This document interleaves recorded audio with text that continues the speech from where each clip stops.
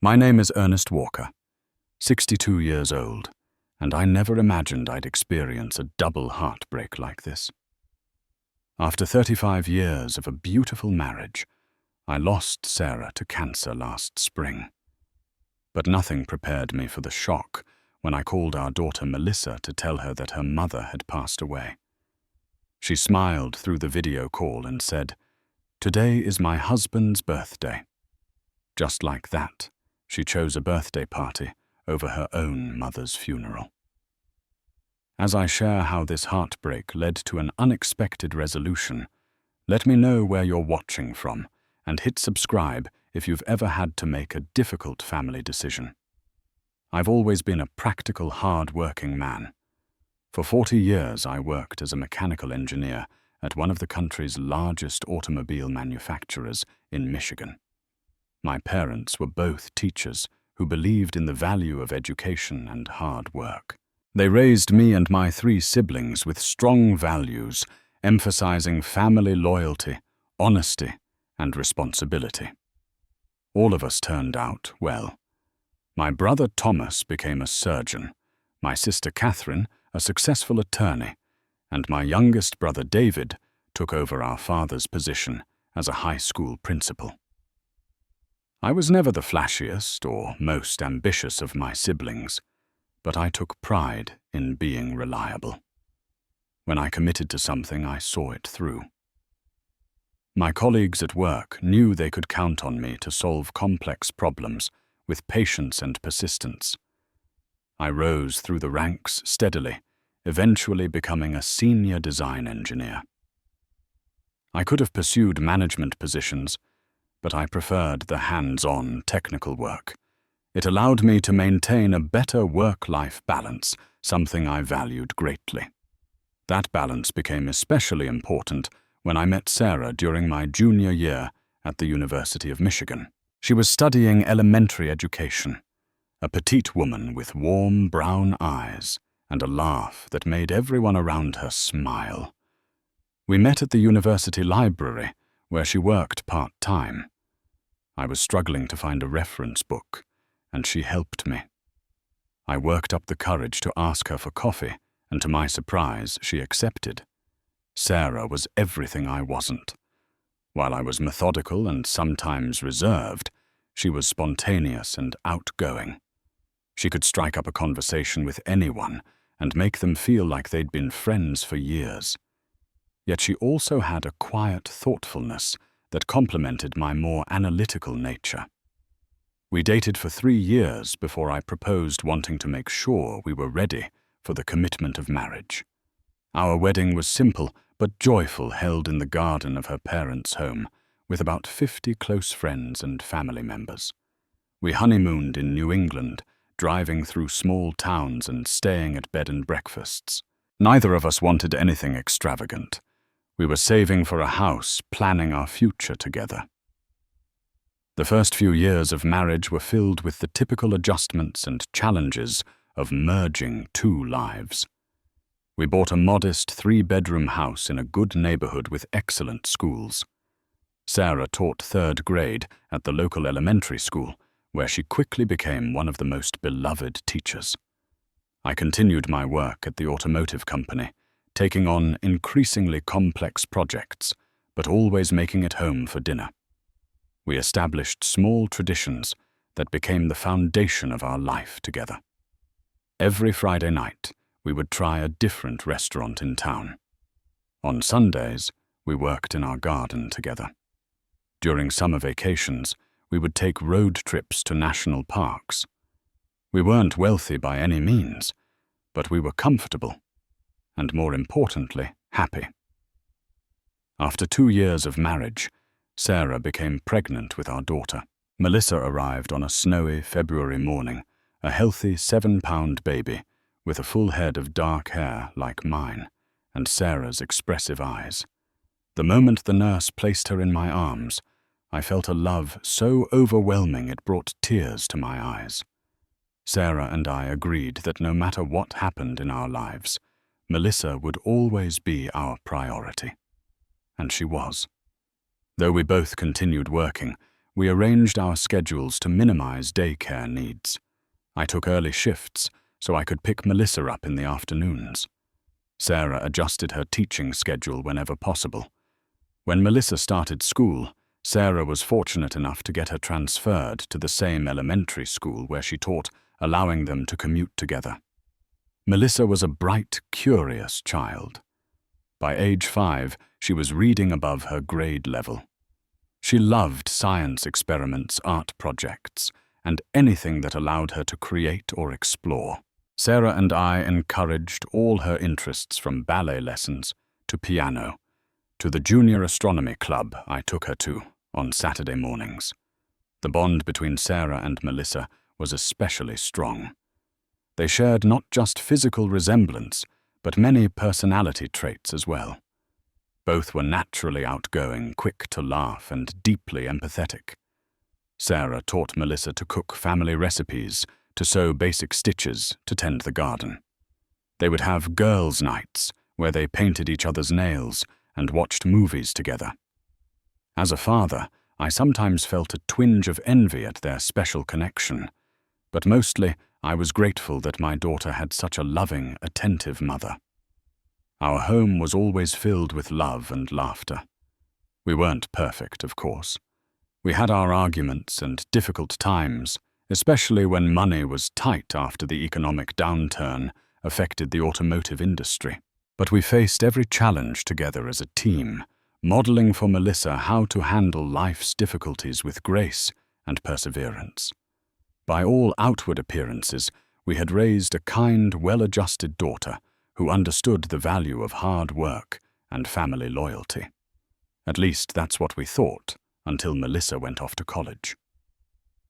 The first signs of change in Melissa were subtle. During her freshman year at the state university, her calls home became less frequent. When she did call, she talked more about parties and new friends than her classes. Sarah and I weren't overly concerned. After all, college was a time for exploration and social development. We trusted that the values we had instilled in her would provide a strong foundation. Her first visit home during Thanksgiving break was eye-opening. Melissa arrived with a new wardrobe that looked far more expensive than what a college student could typically afford. When Sarah commented on a particularly nice cashmere sweater, Melissa casually mentioned that her new friend, Brittany, had taken her shopping at high-end stores. "But honey, how can you afford these things?" Sarah asked, concerned. Melissa shrugged. "Brittany's dad owns some hotels or something.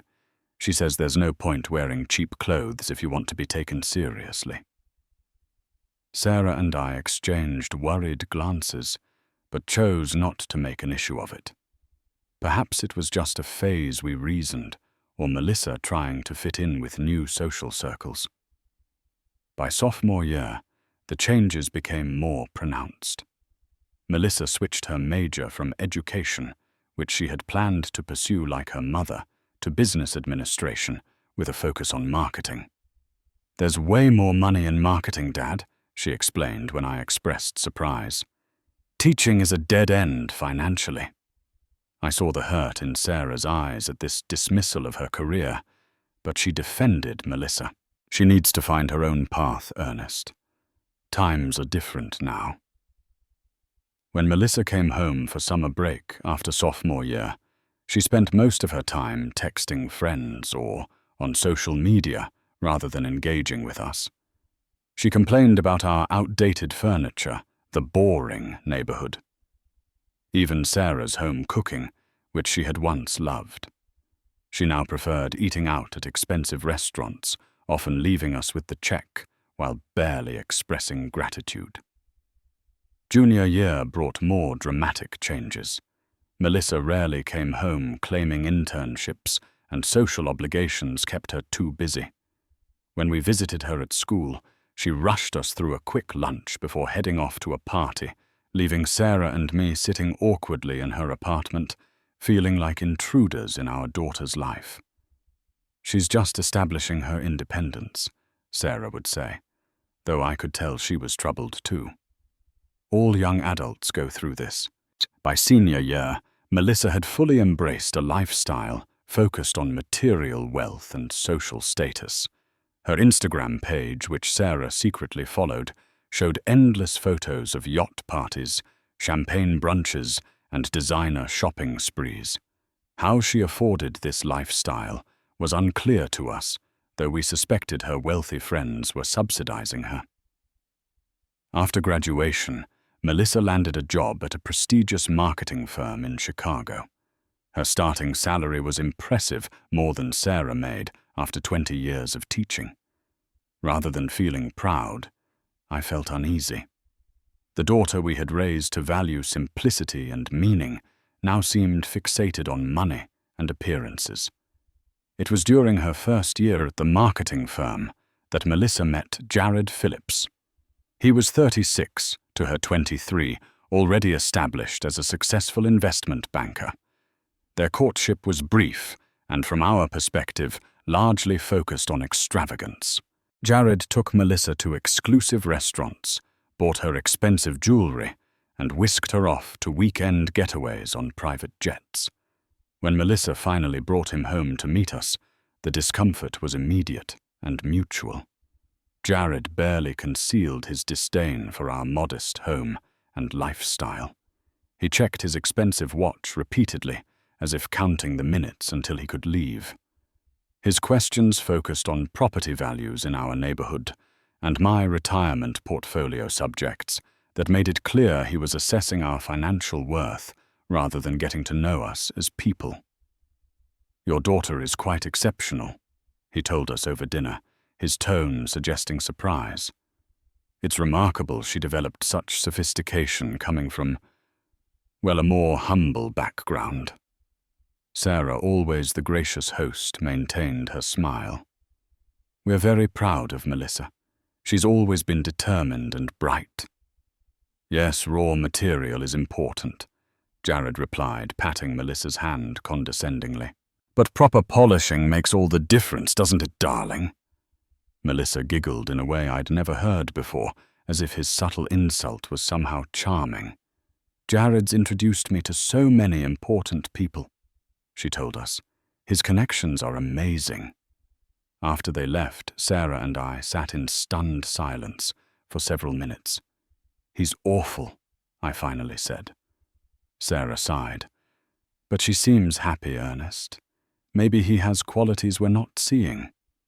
"The quality of his bank account, maybe," I muttered, earning a reproachful look from my wife. 6 months later, Melissa called to announce their engagement.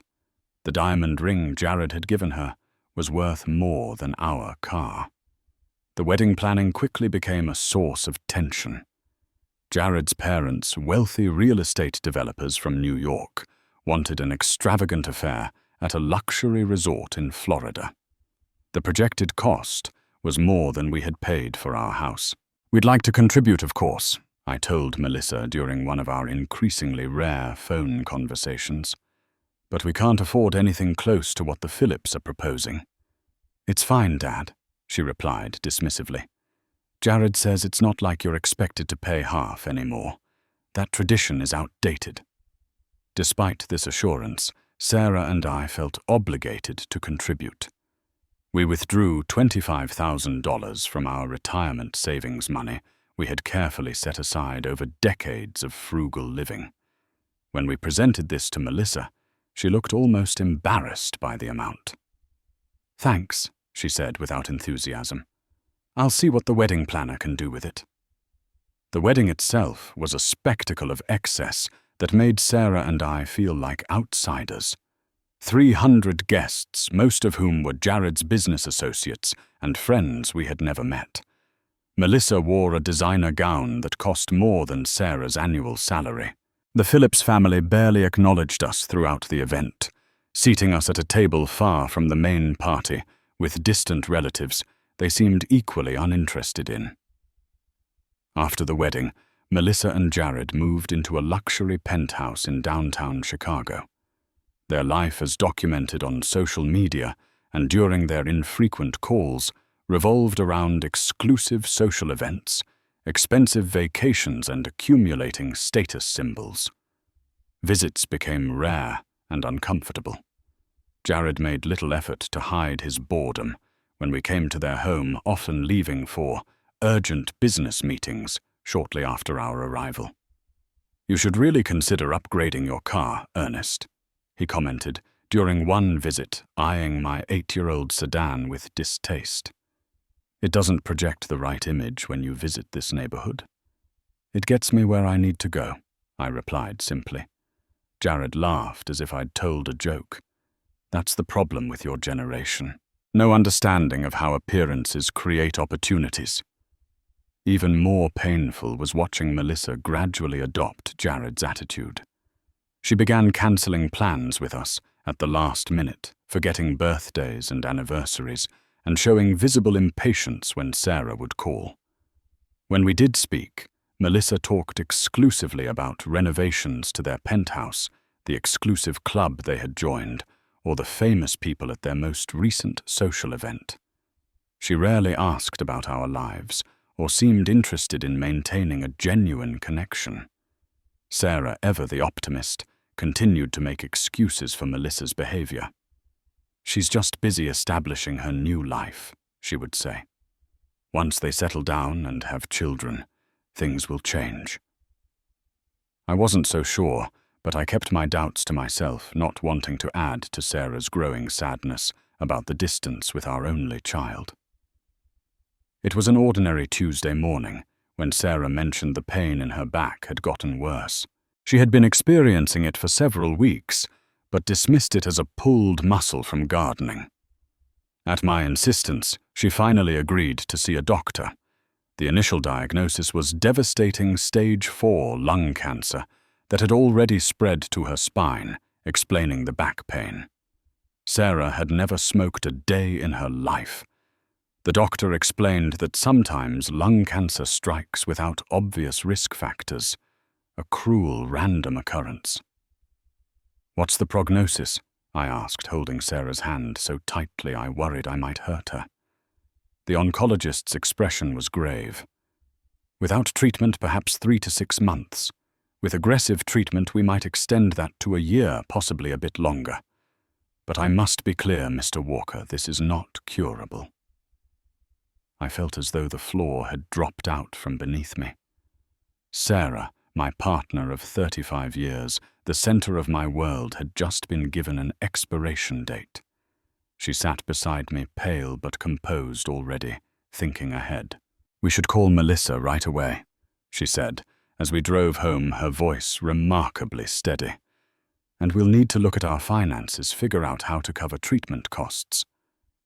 Even facing death. Sarah was practical, thoughtful, putting others first.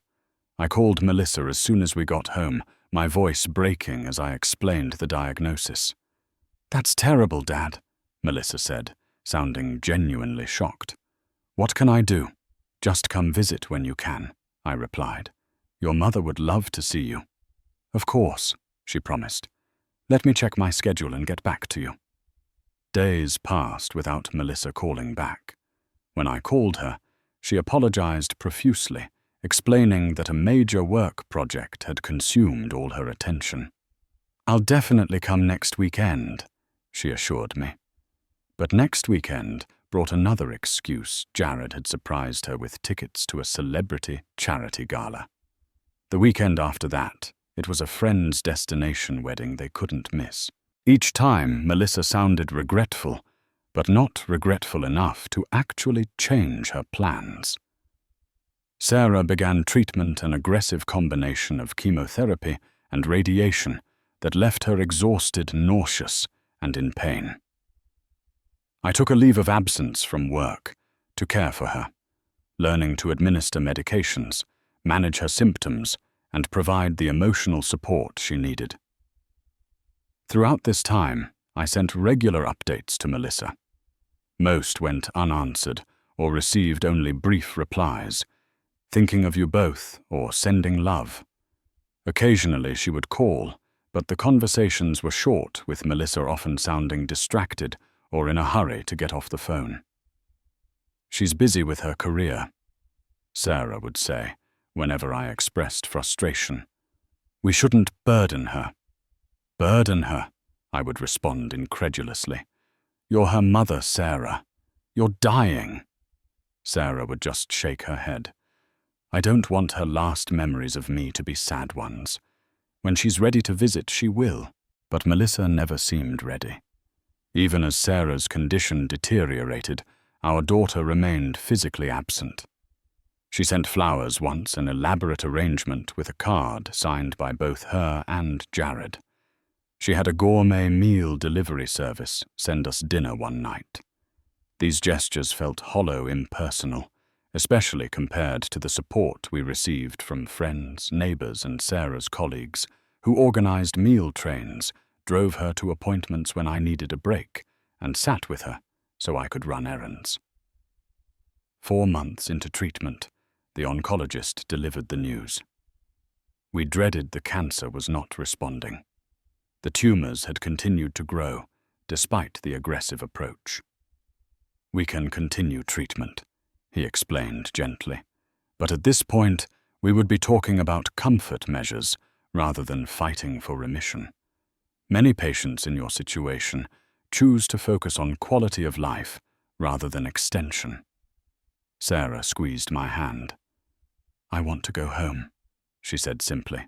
I want to spend whatever time I have left in our home, not in hospitals. We set up hospice care, transforming our bedroom into a place where Sarah could be comfortable while still being part of household life.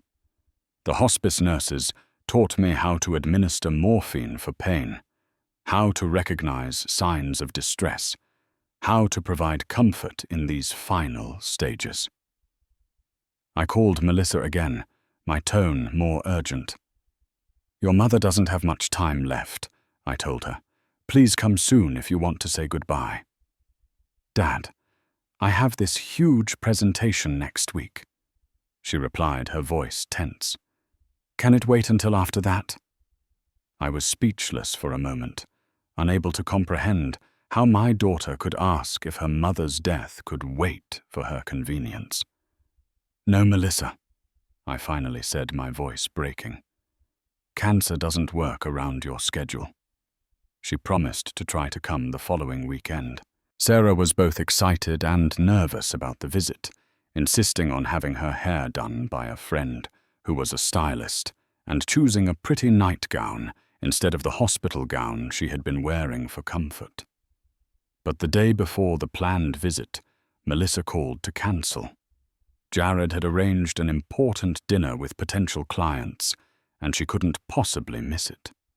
Sarah pretended not to be disappointed, but that night I found her crying silently in bed. She's not coming, is she? Sarah whispered. I don't know, I admitted, unable to lie to her. Sarah nodded slowly. Before I go, I want you to promise me something, Ernest. Anything, I said, holding her increasingly frail hand. Don't give up on Melissa, she said. I know she's lost her way right now, but the daughter we raised is still in there somewhere. She'll find her way back eventually. I promised, though privately. I wasn't sure I shared her faith in Melissa's eventual return to the values we had raised her with. In her final weeks, Sarah focused on creating small legacies. She wrote letters to future grandchildren she would never meet. She organized photo albums with detailed notes about the memories each picture captured. She recorded voice messages for Melissa's future birthdays. She even wrapped Christmas and birthday presents for me for the next 2 years, hiding them in the attic with labeled dates. Through it all, I marveled at her strength and grace. Even dying Sarah thought of everyone else first. The night Sarah died was surprisingly peaceful. After a day where she had been mostly unresponsive, she suddenly opened her eyes around midnight, looked directly at me, and said clearly, I love you, Ernest. Always have, always will. Those were her last words. She slipped away an hour later, her hand in mine, her breathing gradually slowing until it simply stopped. The hospice nurse had told me this might happen, that sometimes people rally briefly before the end, as if they need to say one final thing to their loved ones. Through my grief, my first thought was to call our daughter. Despite everything I knew, Sarah would want Melissa to know immediately. It was just past 1 in the morning when I made the call. I remember every detail of that video call with crystal clarity. Melissa answered on the 3rd ring. To my surprise, she wasn't in bed. She was dressed in a sparkly evening gown, her makeup perfect, her hair styled elaborately. In the background, I could hear music and laughter. "Dad?" she said, sounding surprised. "Is everything okay? It's really late."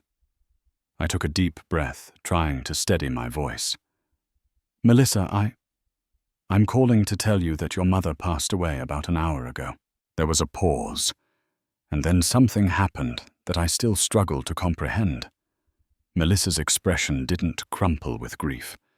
She didn't cry out or break down. Instead, a smile spread across her face, a distracted, impatient smile. "Oh, I'm sorry to hear that," she said, her tone casual, as if I'd mentioned a minor inconvenience. "But Dad, today is Jared's birthday. We're hosting a huge party right now. There are some really important people here." I stared at the screen, certain I had misheard or misunderstood. "Melissa, did you hear what I said? Your mother is dead." "Yes, I heard you," she replied, glancing over her shoulder as someone called her name. "Look, I need to get back to the party. We can talk about funeral arrangements tomorrow, okay? The funeral will be on Saturday," I said, my voice hardening. "I expect you to be there." Melissa's smile faltered slightly, replaced by a look of annoyance. "Saturday, Dad? I can't possibly make arrangements that quickly. We have 50 people here tonight. I need time to recover and rearrange my schedule." "Your mother is dead," I repeated, unable to process her reaction. "She's been dying for months while you've been too busy to visit even once. The least you can do is attend her funeral." "I told you I can't cancel this party," Melissa said, her voice rising. "These are Jared's clients and colleagues.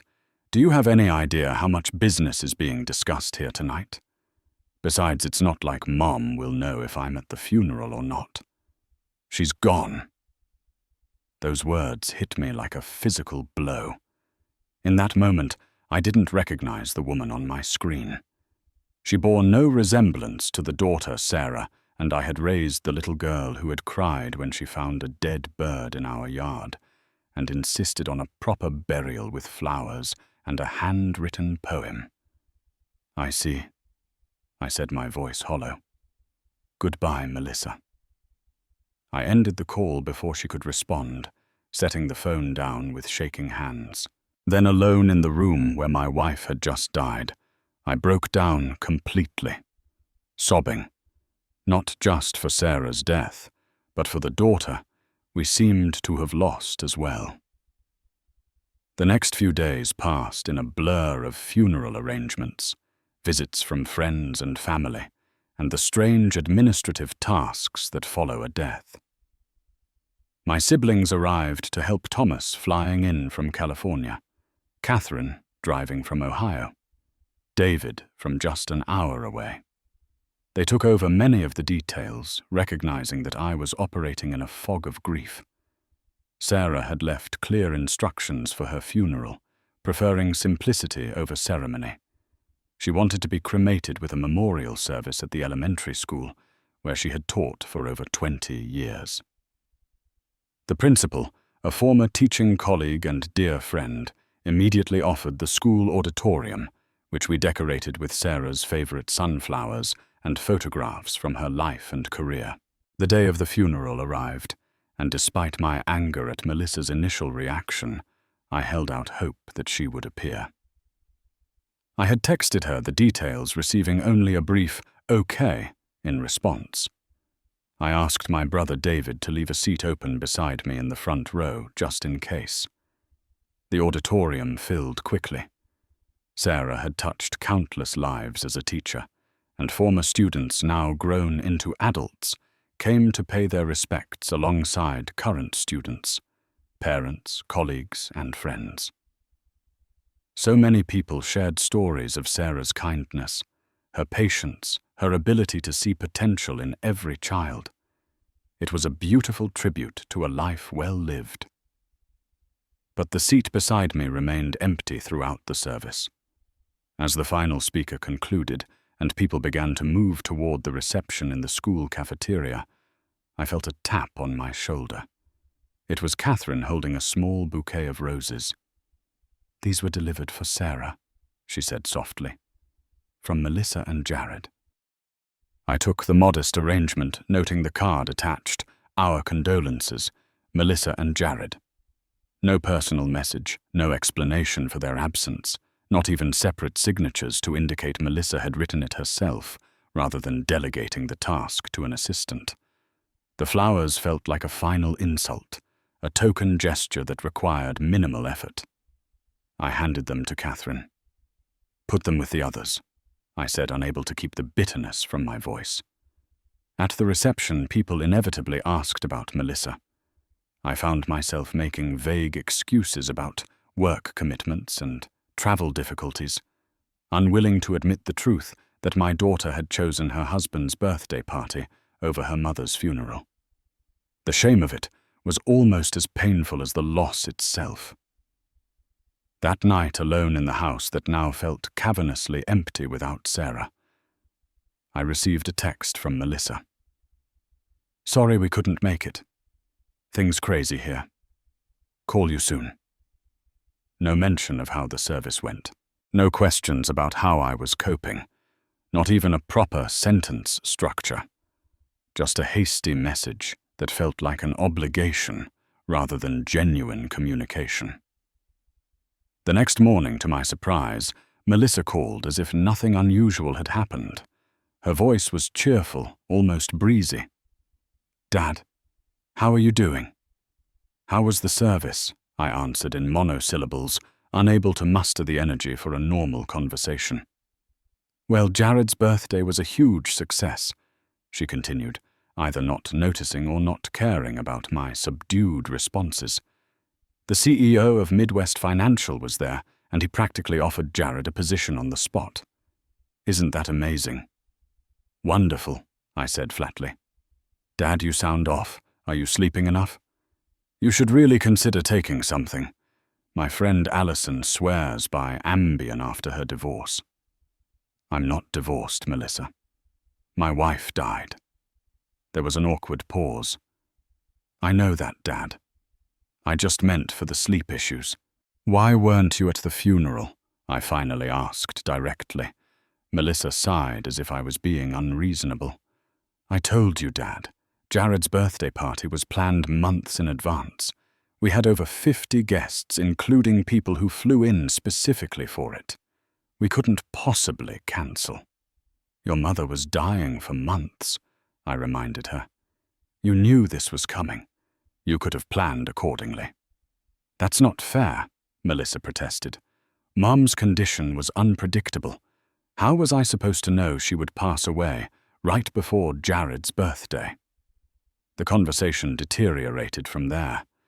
Melissa defended her choices, portraying herself as the victim of unfortunate timing, rather than acknowledging the deliberate decisions she had made repeatedly over the past months to prioritize her social life over her dying mother. Later that afternoon, Jared himself called ostensibly to offer condolences, but really to justify their absence. "Ernest, I understand you're upset, but you have to see this from a business perspective," he explained in a patronizing tone. "The connections made at that party will benefit Melissa and me for years to come. These opportunities don't come around every day." "Neither do mothers," I replied coldly. "That's an emotional response, not a rational one," Jared countered. "Sarah was already gone. The funeral was just a formality. In the business world, we have to make pragmatic decisions." I hung up without responding suddenly, understanding with perfect clarity that my daughter and her husband operated in a value system completely foreign to everything Sarah and I had tried to instill. In their world, people were valuable only for what they could provide, what connections or advantages they offered. Sarah, a retired teacher with no wealthy friends or business connections, had become irrelevant to them. That night, I sat in Sarah's garden, surrounded by the flowers she had so lovingly tended, and made a decision. I could not change Melissa or force her to reconnect with the values of her upbringing, but I could ensure that the wealth Sarah and I had accumulated through decades of hard work and careful saving would not be used to further a lifestyle that rejected everything we stood for. In the weeks following Sarah's funeral, I went through the motions of daily life like a sleepwalker. I would wake up reaching for her only to encounter empty space. I would make coffee for two before remembering. I would pick up the phone to tell her something only to set it down again, the words unspoken. Friends and family checked in regularly. My brother David visited every few days, bringing groceries and making sure I was eating. Catherine called nightly, her lawyer's mind, helping me navigate the practical aspects of widowhood, from death certificates to insurance claims. Thomas arranged for a cleaning service to come by weekly, knowing how Sarah had always kept our home immaculate. Melissa, meanwhile, returned to her regular pattern of sporadic texts and occasional calls that focused primarily on her own life.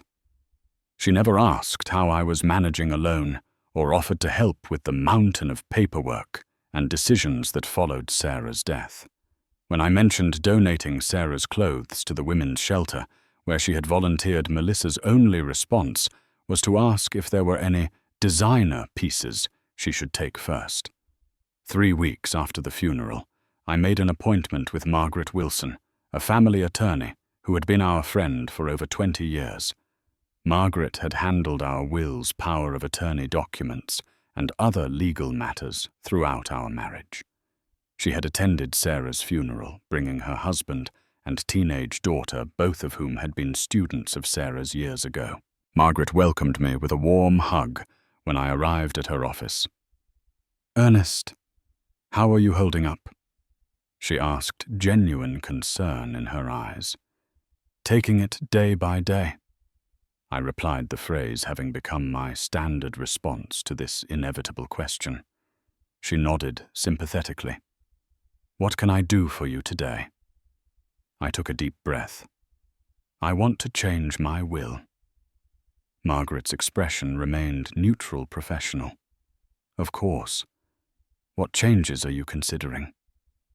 I explained the situation with Melissa, describing her absence throughout Sarah's illness and her choice to attend her husband's birthday party rather than her mother's funeral. Margaret listened without interruption, though I could see the shock in her eyes.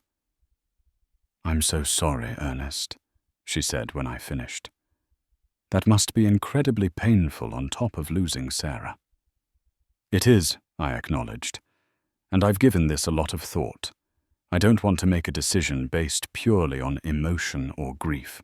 "What exactly do you have in mind for the new will?" I outlined my plan. Rather than leaving everything to Melissa as our current wills specified, I wanted to allocate only 10% of my estate to her. The bulk of our assets would be divided among charitable causes that had been important to Sarah, as well as education funds for my nieces and nephews. Margaret took notes, then looked at me seriously. "Ernest, I need to ask some difficult questions. Are you prepared for the potential consequences of this decision?" "You mean Melissa's reaction?" "Yes, but more than that. This may permanently alter your relationship with your daughter. Once she learns of this change, reconciliation may become much more difficult." I nodded slowly. "I've considered that. But I keep coming back to the same thought. Sarah and I worked incredibly hard for everything we have. We sacrificed, saved, lived modestly, so we could build security.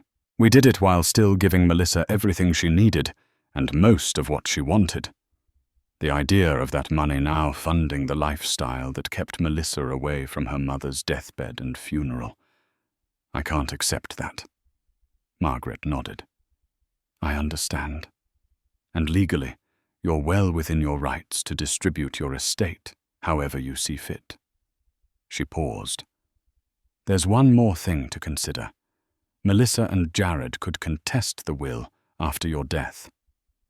On what grounds?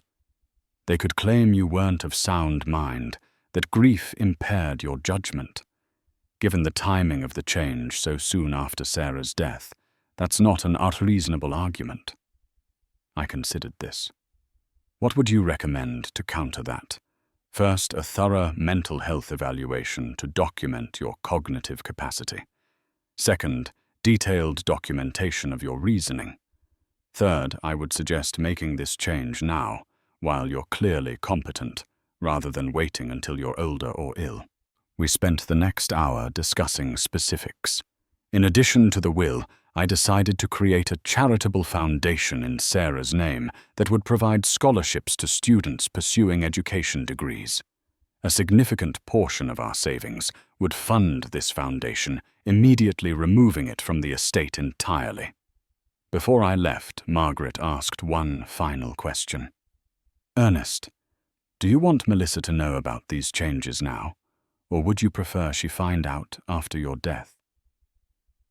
I had wrestled with this question for days. Part of me wanted to shield myself from Melissa's reaction, to maintain whatever tenuous relationship we still had for the remainder of my life. But another part, the part that had raised her to face consequences, knew that would be cowardice. She should know now, I decided. Sarah always said that honesty was the foundation of parenting. That doesn't stop just because Melissa is an adult. Margaret nodded. I'll prepare the documents and notify Melissa officially once everything is signed and filed. As I worked with Margaret on the new arrangements, I also began writing a letter to Melissa. It took multiple drafts as I kept veering between angry accusations and maudlin sentimentality. Finally, I produced a version that expressed my feelings clearly while still leaving the door open for reconciliation. Dear Melissa, by now you've received formal notification from Margaret Wilson about changes to my will and estate planning. I wanted to write to you personally to explain my decisions. Your mother loved you unconditionally until her last breath. Even when you couldn't find time to visit during her final months, she defended you, made excuses for you, and believed in the goodness of your heart. She left this world still believing that the daughter we raised was temporarily lost, not permanently changed. I want to believe that. 2. I remember the little girl who cried when a classmate was left out at recess, who saved her allowance to buy a birthday present for a friend whose parents couldn't afford one, who volunteered at the animal shelter throughout high school because she couldn't bear the thought of abandoned pets being alone. That Melissa understood that wealth is not measured in dollars, but in relationships, in kindness, in being present for the people you love when they need you most. The assets that your mother and I accumulated over our lifetime were built through hard work, careful saving, and choices that often prioritized future security over immediate gratification. We drove used cars so we could contribute to retirement accounts. We vacationed locally so we could pay for your college education without loans. We repaired rather than replaced. We budgeted carefully. We gave to charities, even when our own resources were limited. We did all this not to create wealth for its own sake, but to build a legacy of values and to have resources to help others. The thought of those resources now funding a lifestyle that prioritizes social status and material displays over basic human decency toward a dying mother is something I cannot accept. This is not a punishment, Melissa. It is a consequence of choices you have made repeatedly and deliberately. It is also, I hope, an opportunity for reflection. The door remains open for reconciliation. if you find your way back to the values your mother and I tried to instill, if you demonstrate that you understand what truly matters in life, I will gladly reconsider these arrangements. I love you, Melissa. That has never changed and never will. But love does not mean enabling behavior that contradicts everything your mother lived for. Dad. I gave the letter to Margaret to include with the legal notification. 2 days after the documents were delivered, the response came swift and furious. Melissa called, sobbing and screaming alternately. "How could you do this to me?" she demanded. "After everything I'm going through losing Mom, and now this, what exactly are you going through, Melissa?"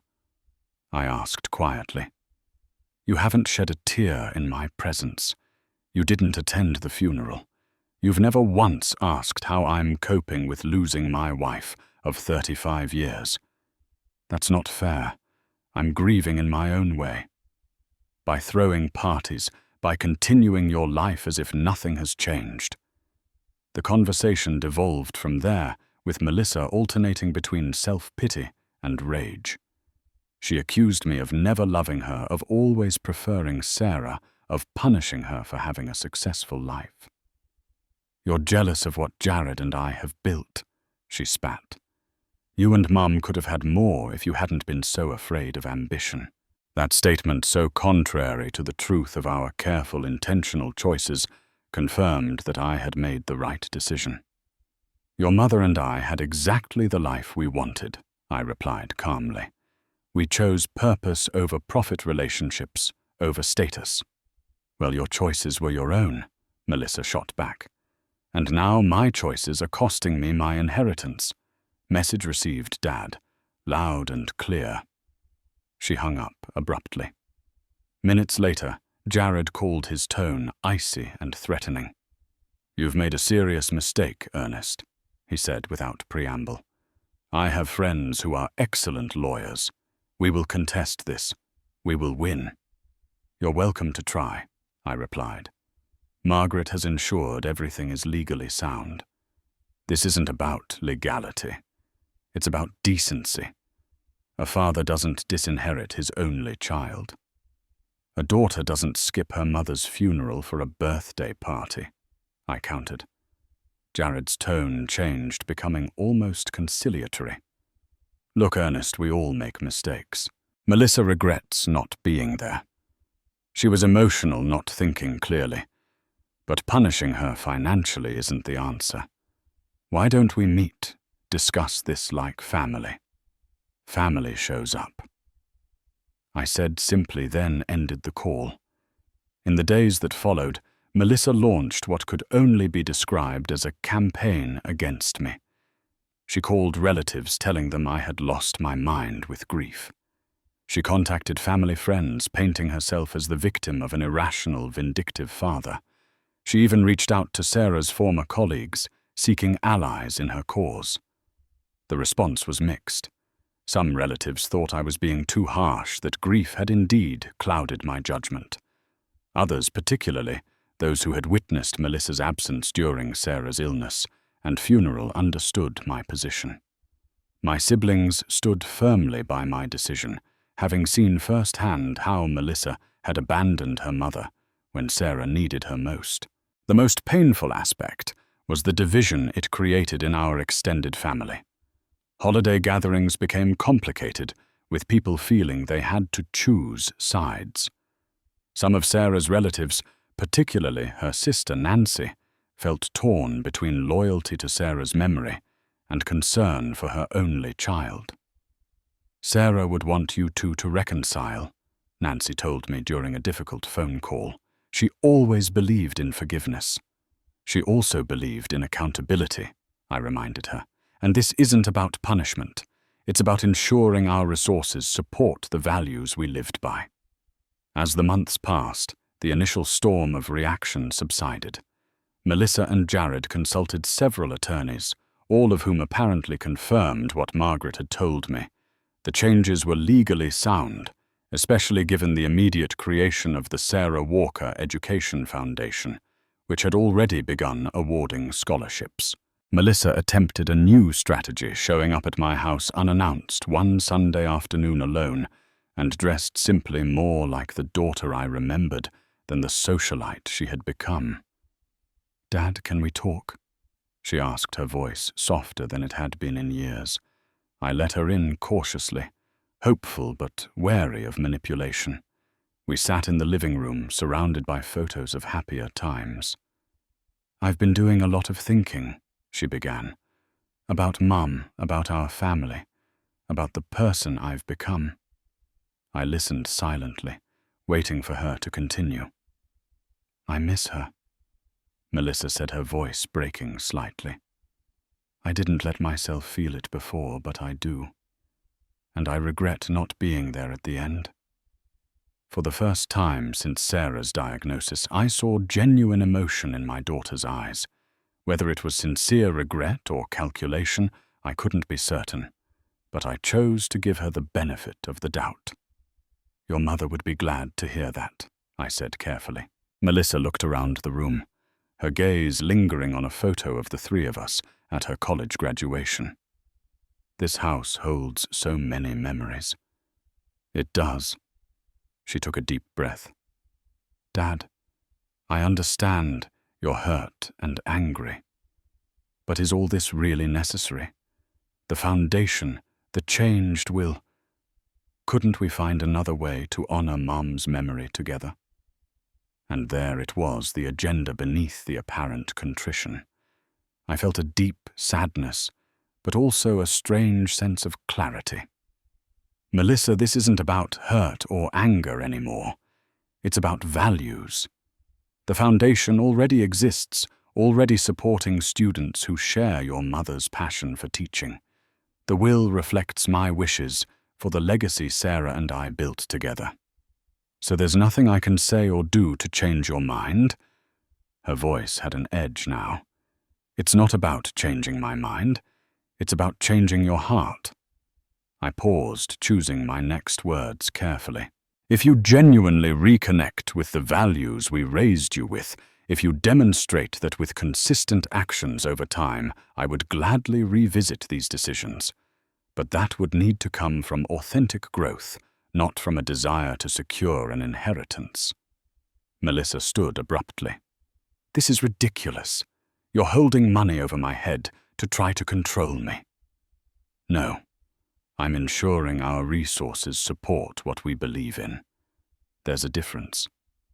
She left in anger, and communication ceased entirely for several weeks. Then came a surprising development that would shift the trajectory of our story in ways I never anticipated. 6 months after Sarah's death, I received an unexpected phone call from Melissa's friend, Brittany, whom I had met a few times during Melissa's college years. "Mr. Walker, I'm sorry to bother you, but I'm worried about Melissa," she began hesitantly. "We haven't been close in recent years, but she called me last night, very upset. Something's happened with Jared." According to Brittany, Jared's investment firm was under federal investigation for financial irregularities. Several clients had filed complaints about mismanaged funds and potentially fraudulent practices. While Melissa wasn't directly implicated, their assets had been frozen pending the investigation. "She sounded desperate," Brittany concluded. "I thought you should know." I thanked her for the call, my mind whirling with conflicting emotions. Part of me felt a vindictive satisfaction that Jared's carefully constructed facade was crumbling. Another part worried for my daughter caught in a crisis not entirely of her making. I debated whether to reach out to Melissa, but decided against it. Our last interaction had ended so poorly, and any contact now might be interpreted as gloating over her troubles. Instead, I asked David, who had maintained more neutral relations with Melissa, to check on her discreetly. Through David, I learned the situation was worse than Brittany had indicated. Jared was indeed under investigation, but there was substantial evidence that he had been running something akin to a Ponzi scheme, using new client investments to pay returns to existing clients while siphoning millions for personal use.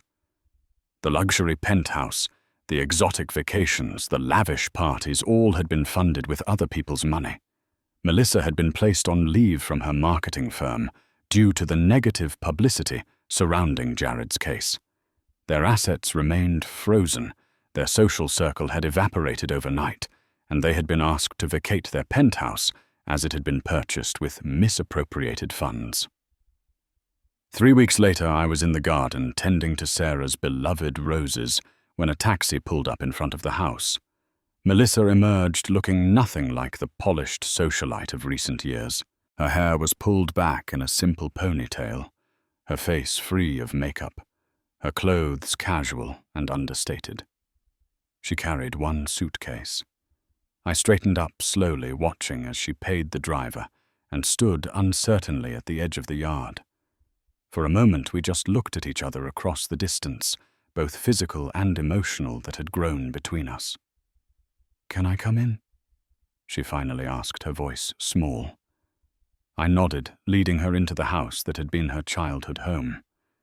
In the familiar surroundings of our kitchen, Melissa seemed to shrink, becoming almost childlike in her vulnerability.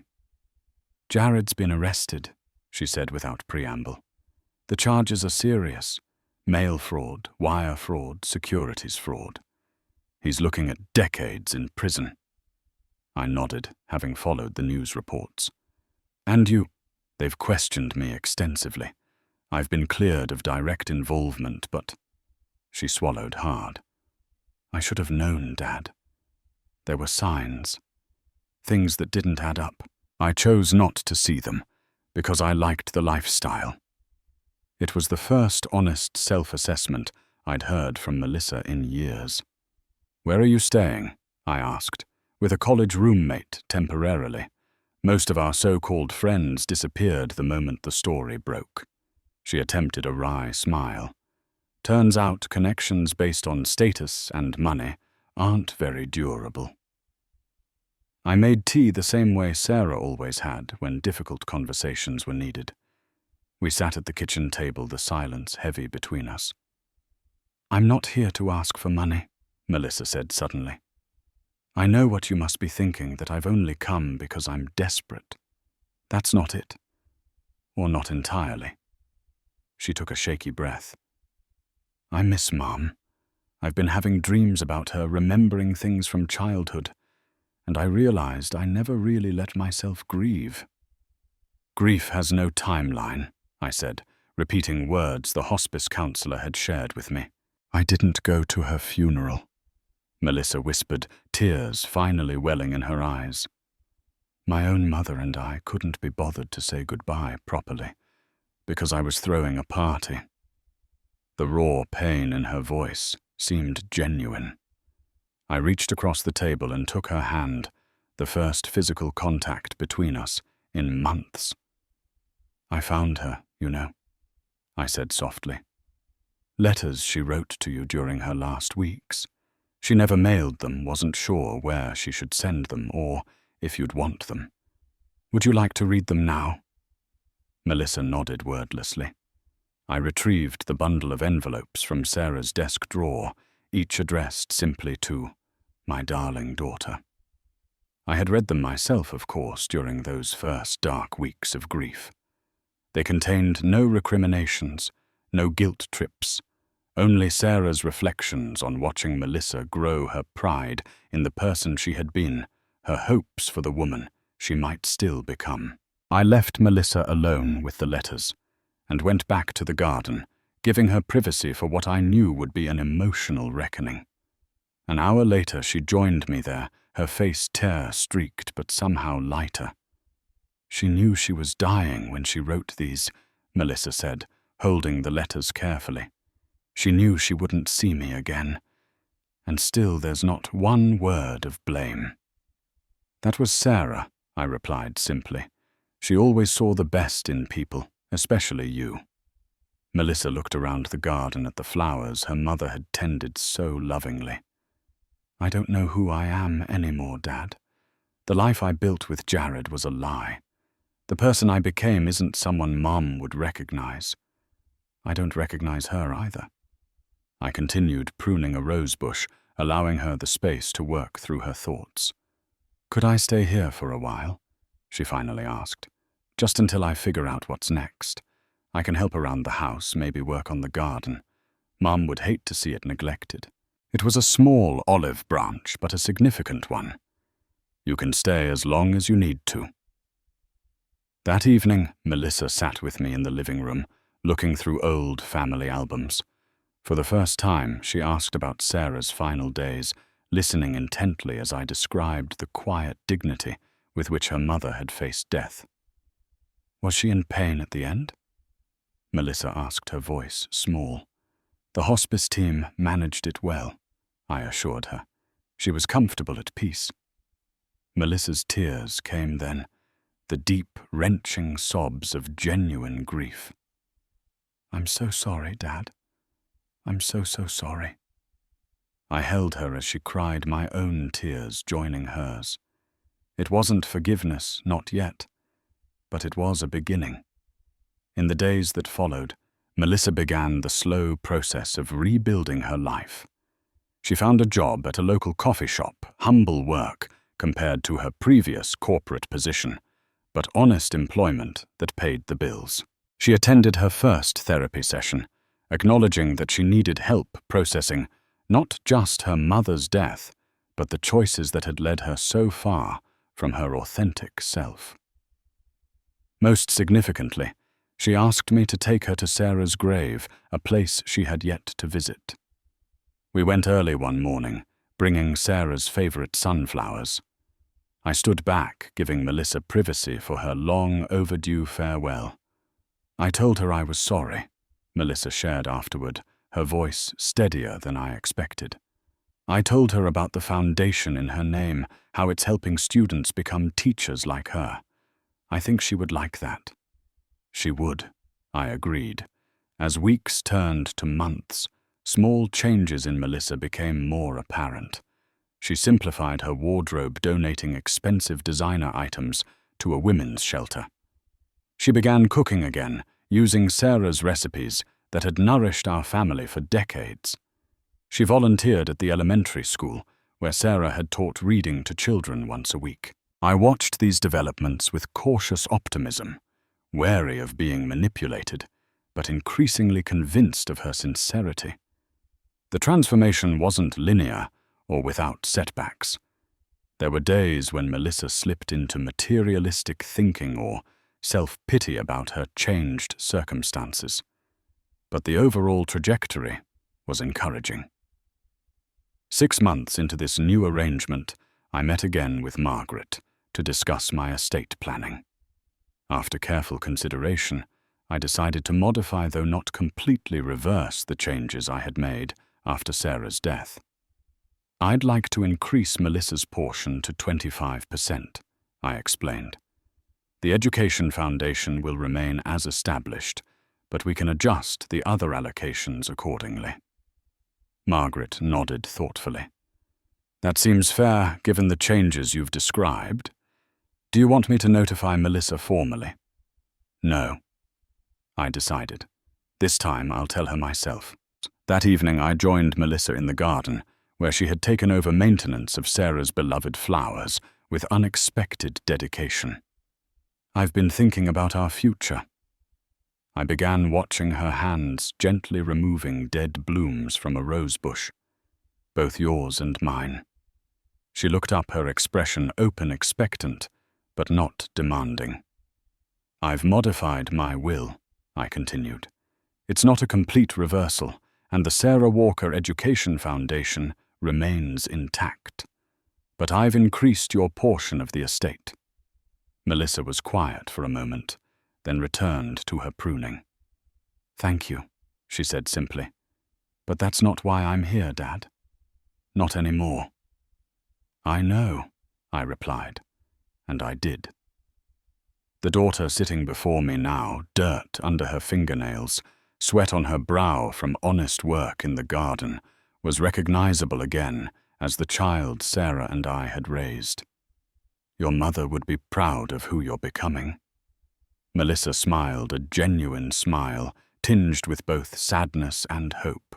I think about her every day.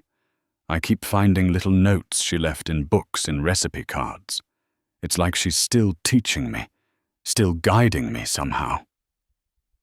As the sun began to set over Sarah's garden, I felt a sense of peace that had eluded me since her death. The path forward remained uncertain, the relationship with my daughter still healing, but for the first time, I could envision a future that honored Sarah's final wish that I not give up on the daughter we had raised together. Later that week, Melissa and I visited Sarah's grave together, a ritual we had established monthly. As we placed fresh flowers, Melissa turned to me with tears in her eyes. "Mum would be proud of you too, Dad," she said softly, "for standing firm when it mattered, for not enabling me when I was lost." "We're finding our way back together," I replied. "That's what she wanted most." As we stood there, I felt Sarah's presence between us, a bond that even death and poor choices had not permanently severed. The journey of reconciliation was far from complete, but it had begun in earnest. Sometimes it takes losing everything to remember what truly matters. If you've been touched by this story of loss, redemption, and second chances, I'd love to hear your thoughts in the comments. Have you ever had to make a difficult decision regarding a family member? How do you balance unconditional love with the need for accountability? Please hit that like button. If this resonated with you, subscribe to hear more real-life stories and share this with someone who might need a reminder that it's never too late to find your way back to what matters. Thank you for listening to this difficult chapter of my life. And remember, sometimes the hardest choices lead to the most meaningful growth.